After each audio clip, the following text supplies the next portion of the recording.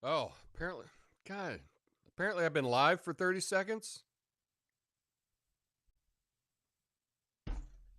Let's go.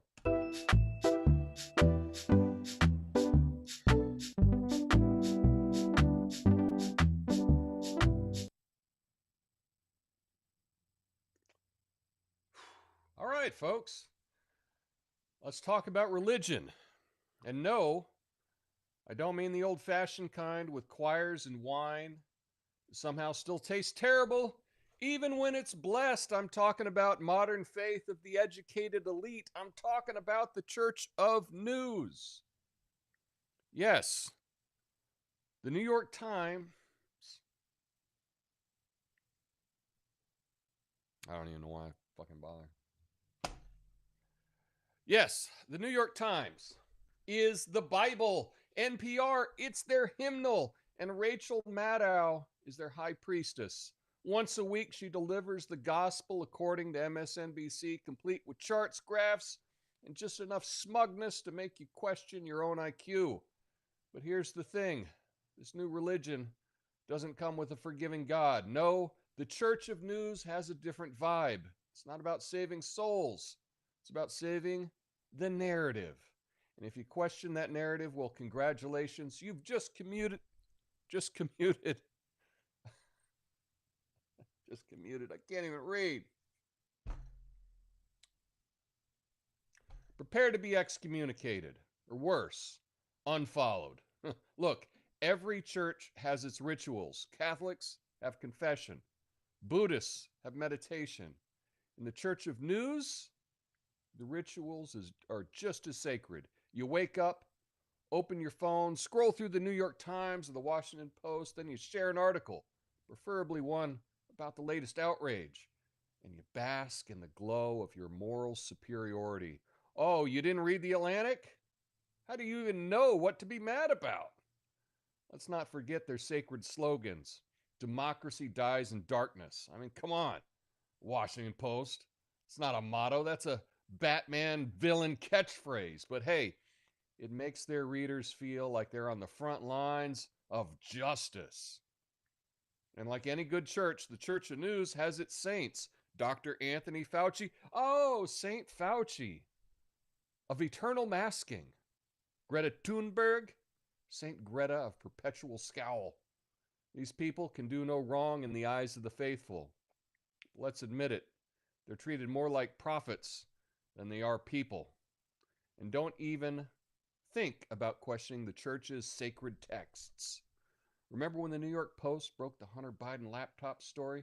The Church of News immediately declared it Russian disinformation. And then, when the story turned out to be legit, crickets, total silence. At least the Catholic Church had the decency to apologize for their cover ups. Eventually, I mean, like decades later, but whatever. The best part of any religion is, of course, the end times prophecies. In the Church of News, every election is the apocalypse. Every policy disagreement is the fall of Rome. And every Republican is either Hitler or, well, usually just Hitler. These people see fascism everywhere, except apparently in their own censorship campaigns. So, what's the solution? Do we need a new Reformation? A Joe Rogan nailing his Spotify contract to the doors of NBC? Perhaps. But here's the thought, instead of treating news like scripture, what if we treated it like, I don't know, information? You know, something you're allowed to question without being burned at the stake or worse, ignored? Look, the Church of News isn't all bad. It keeps people informed, kind of. But let's stop pretending it's sacred, because once you start worshiping your media, you stop holding it accountable. And if there's one thing we know about priests, pastors, and pundits, it's this: when you don't question them, they start to believe their own BS. So go ahead, read the news. Just don't forget to bring your skepticism and maybe a glass of coffee spiked with whiskey, because I need it. Because no matter what they tell you, democracy doesn't die in darkness. It dies when everyone stops thinking for themselves. My name's Tom Coffey. This is the Coffee Nuance Show. The least technically capable, most ignored, censored commentary and news show live right now. Flame on.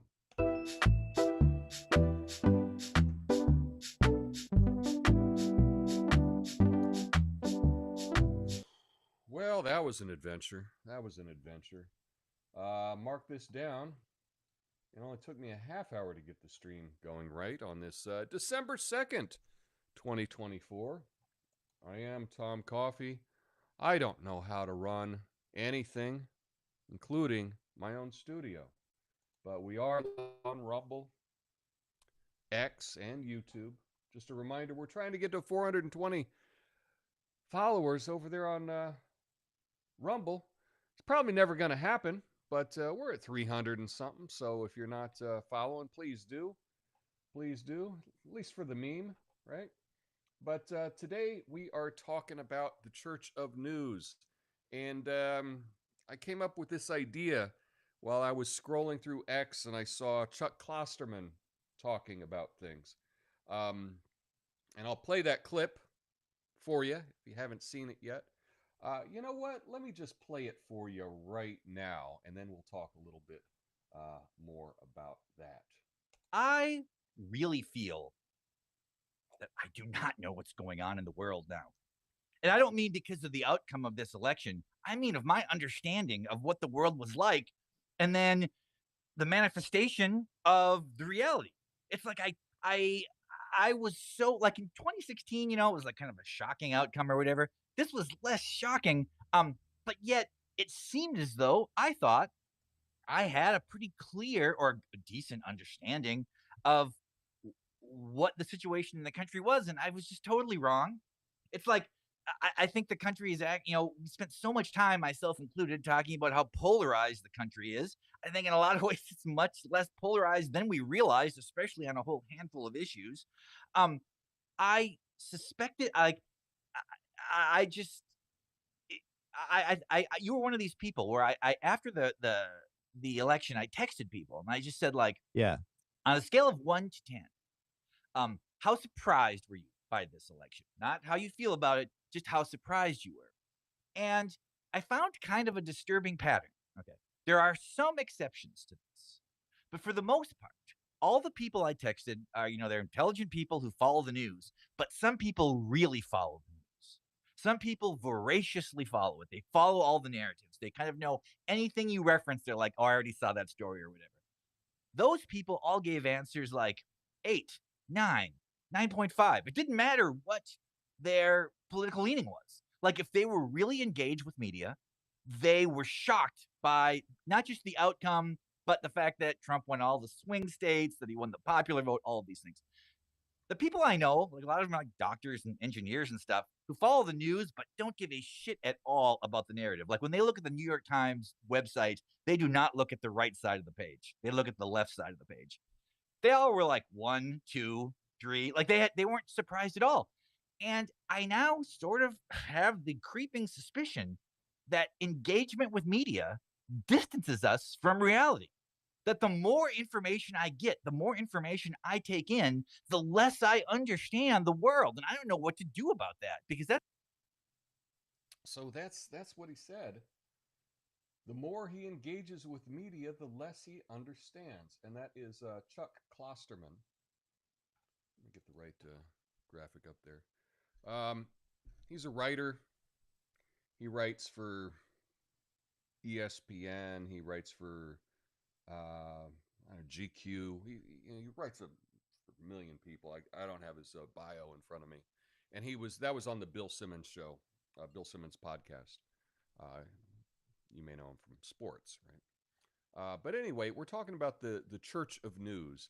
And when I heard that clip where he was talking about how he was totally misinformed about the election, and he said, the more I talked to people, the people that were really into the news seemed to be the most surprised about the outcome of the election.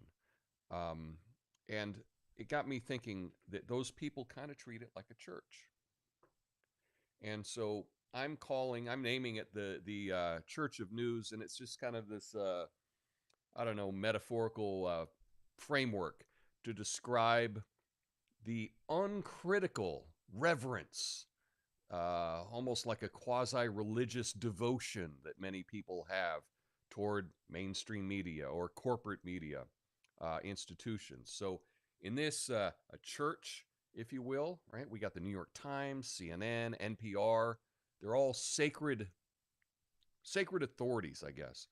And the journalists in this case would act as the clergy, right? They're delivering moral and ideological sermons, and their narratives are treated as unquestionable truths. So, this faith in media, um, it has a real sense of belonging for so many people. I live in Portland, and it seems most people buy into this church of news, at least that I run into. But it gives them all a sense of community, much like a church would, a sense of belonging. It fosters awesome things like groupthink, right? Um, and in it, there's an overwhelming need to preserve um, the narrative over like objective truth. So that's kind of what I was thinking about when I saw this Chuck Klosterman clip.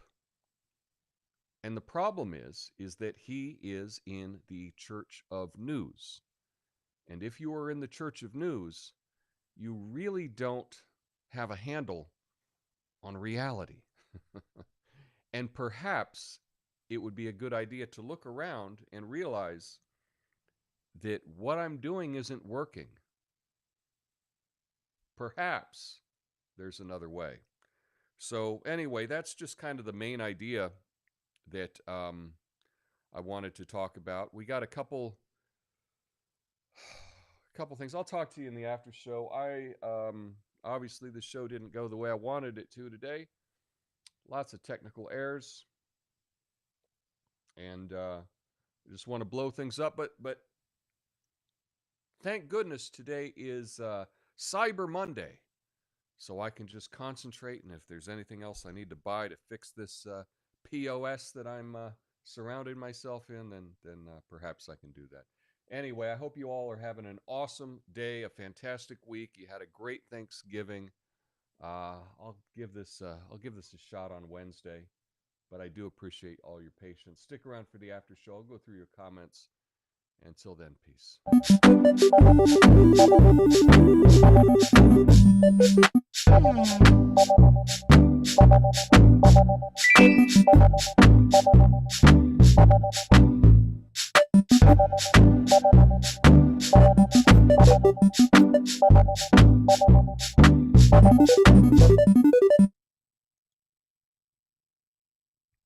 Okay, let's see. Does that work? Now, who knows if the mics will still work when I put the comments on the screen. Okay, so anyway, yeah, say something. I started the show and it just spun around and then it clicked on and apparently I was live for 30 seconds. How about that? I don't know. Anyway, don't forget to like the stream. What's up, Joe? What's up, Natasha? You all are so patient, so thank you. So, who were the guys in the video which you didn't show this last time? So, the guys in the video, Chuck Klosterman is a writer.